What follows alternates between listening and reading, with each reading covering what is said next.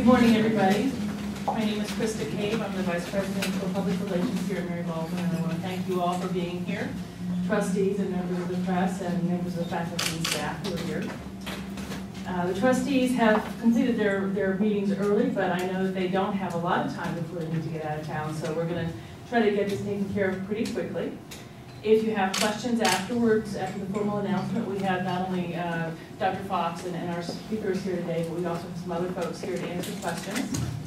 And we have some very, very exciting news. So first, I want to introduce Lynn McDermott, Chair of the Mary Baldwin Board of Trustees. She's also the Senior Vice President at Dominion Resources and a 1995 graduate of Mary Baldwin College.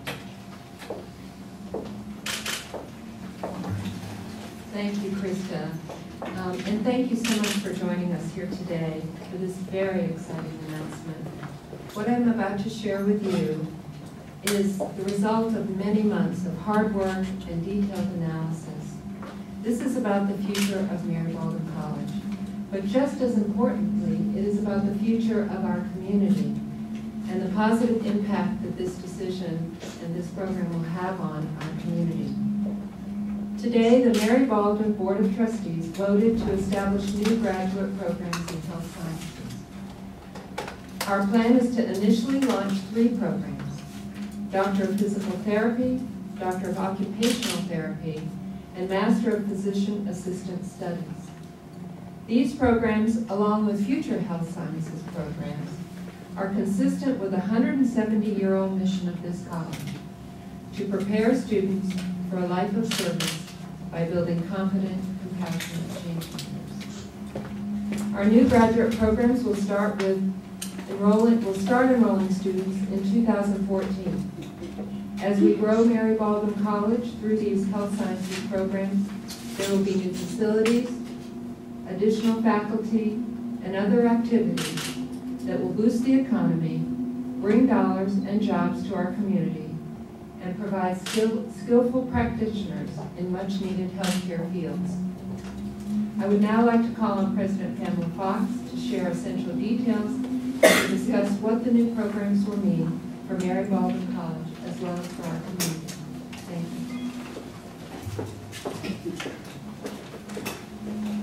you. Good morning, everyone. I want to add my thanks for you being with us for this opportunity to share some very exciting news with our community through you. It is an exciting time for the college indeed. As Lynn has mentioned, we are extremely proud of the fact that we have a 170-year-old mission at this institution. And throughout that period, for 170 years, this institution has had the wisdom to stay true to our mission and the courage and the will to change as the world changes around us. Throughout this rich history, we have been bold, innovative, and entrepreneurial. So true to this bold spirit, we launch today this new initiative. It is rooted in our compelling vision to prepare compassionate healthcare providers through superior training in a people-centered environment. The entrepreneurial spirit truly is in the Baldwin DNA, all the way back to our founder, Rufus Bailey, and our second founder, Mary Julia Baldwin. I would like to provide a bit of context for the decision to move forward with these new graduate programs. Mary Baldwin College is in the second phase of our 10-year strategic plan, first adopted in 2004 and updated in 2010. This plan calls for the implementation of new graduate programs. So we have been considering our options for several years.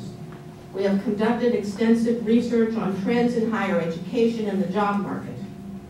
Among the most promising areas for expansion are education and health sciences. We already have an excellent graduate teacher education program. So health sciences offer new opportunities for Mary Baldwin as both central to our mission and responsive to the market, and they build upon our long-standing commitment to the sciences. Our research shows that there is growing demand for these careers. There are more qualified applicants to such programs nationally than there are slots, and demand for qualified practitioners is growing rapidly. The time to develop these programs is now. These new graduate programs in the health sciences will do a number of positive things for Mary Baldwin, our local community, and the United States. They will create the next thriving chapter for this institution. They will provide a substantial boost to the local economy. They will expand Mary Baldwin's capacity to respond to local needs and to serve our community. We value highly our role as a college within this community. And they will help to address a growing and critical need for healthcare services. By the time of launch, our new graduate programs will be positioned to be competitive in the market, regionally and nationally. We expect to matriculate our first entering classes for physical therapy and occupational therapy in 2014 and for physician assistant studies in 2015. The first classes will graduate in 2017. Our plan calls for an enrollment of about 300 students by program maturity, and the size of each year's entering class will increase gradually until then. These programs will require dedicated space and sophisticated equipment. We are not able to house these new programs here on our historic campus, where space is at a premium. We are evaluating several locations nearby in the Stanton, Augusta, Waynesboro areas. We will either renovate an existing facility or obtain land on which we will build a new one. We expect to announce a final decision about facilities around February 2012. We are moving fast in many other areas as well. Accreditation by various governing bodies takes several years, and we will begin these processes immediately. Early in the new year, we will also search for and hire a new dean to oversee the development of the programs. Our new programs will begin to build momentum in our local economy almost immediately. We plan to hire about 50 new faculty and staff, creating high-paying professional jobs as well as support positions. Direct salary expenditures are projected to begin in 2012, with payroll of over $4.5 million projected by 2018 to 2019. Whether we refurbish or build new facilities, there will be substantial investment in construction. New faculty, staff, and students will, of course, spend dollars throughout this community on food, housing, clothing, taxes, transportation, entertainment, and more. These new graduate programs are designed to be self-supporting in 3 to 5 years. The board has prudently mandated that expenses until that time must be covered by donor investment. Even with support from local government and business communities, the startup cost will be substantial, between 18 and 23 million, depending on which location is chosen for facilities and the extent of the construction and the site development necessary. So now it's time to share the best news of all. And at this time, I'm privileged to introduce young Lewis Arnold, who graduated from Mary Baldwin in the class of 1969. She's a former chair of the Board of Trustees and is a member of the Health Science Feasibility Study Committee. Young?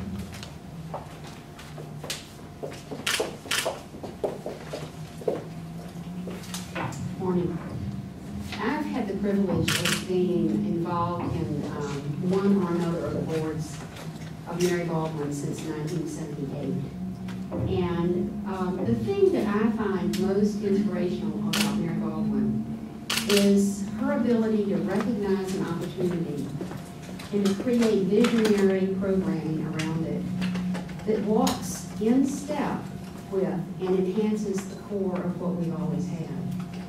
We have done this repeatedly since the establishment of the college, and in our recent history, and I call the recent history my lifetime, which in 170 years of existence is relevant. We've done it through first our adult degree program, which was the first such program in the state and has been very successful and long-lived. Through the program for the exceptionally gifted, which is renowned throughout the country. Through our graduate teacher program, which has been emulated over and over again.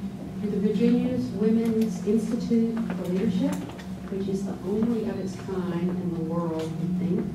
There might be one in China, but we haven't really determined that there's another all-military corps anywhere else in the world. And through the graduate program in Shakespeare and Performance. And so in so doing, we've continued to lead the way in establishing programs that are timely and futuristic. So this is one more example of evolutionary, entrepreneurial, and visionary thinking and leadership of Mary Baldwin. And it's within this context that I am thrilled to announce the lead gift that will fuel our health science initiative. We have received a $15 million gift, the largest single gift we've ever received in the history of our college. And it comes from a donor who's been at the very heart of Mary Baldwin for decades. So now we begin to move forward as part of the ongoing campaign for Mary Baldwin to complete the funding of our health science initiative and the future of our college. I want to add my personal endorsement to the promise of this initiative as Mary Baldwin begins even now to strategically look forward to our bicentennial in 2042.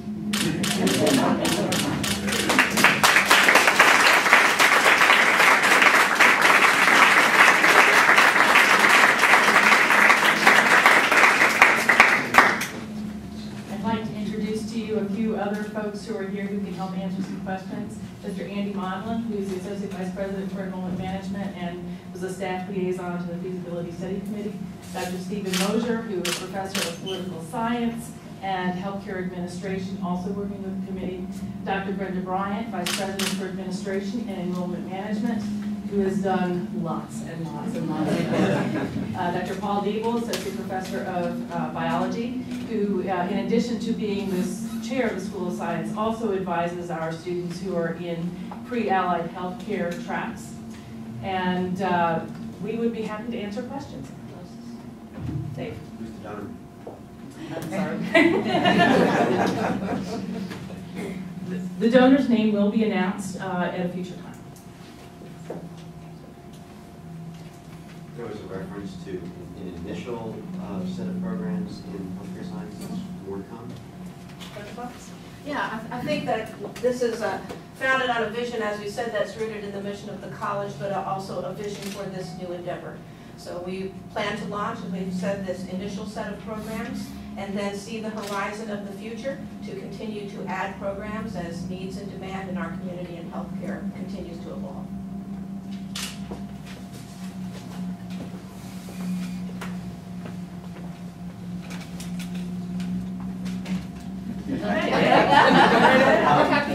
That 10-year strategic plan started in 2004, revised or reviewed in 2010.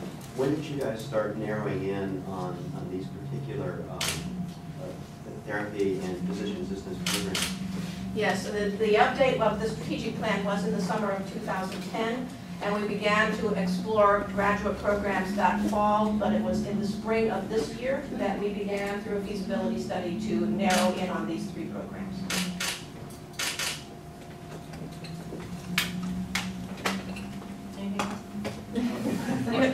Bob? Have you talked to hospitals in the area, medical providers, anybody about this, what you're doing?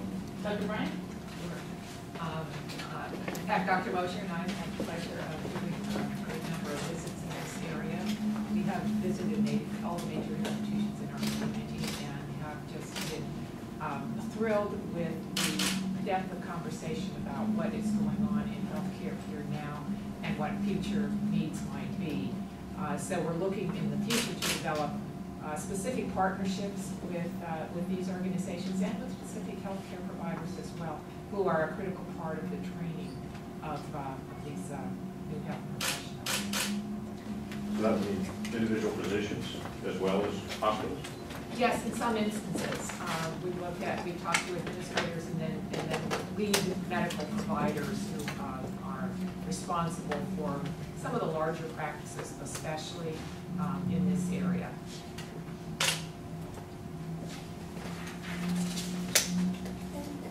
sometimes when an entity, usually a commercial one, is looking for a place to locate, they engage in discussions with local governments and state financial incentives, that kind of thing. Obviously, you're a tax-exempt institution, so that doesn't come into play. But is that, are there economic development incentives that are in the mix as you explore your options for the facility?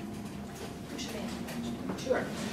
We have had some very promising and interested conversations with our local communities and agencies. I think that in this phase of the feasibility study, what we were primarily looking at was to ascertain that there were potential sites for locating and building these facilities, and not before this decision came into play, to identify what those sites would be. But yes, indeed, we have felt well supported and have been in excellent conversations with our local community agencies. Do you think there'll be any need for support, financial support, or tax incentive support, or other kinds of support from the local communities? We'll certainly be in conversation about any and all possible business development opportunities.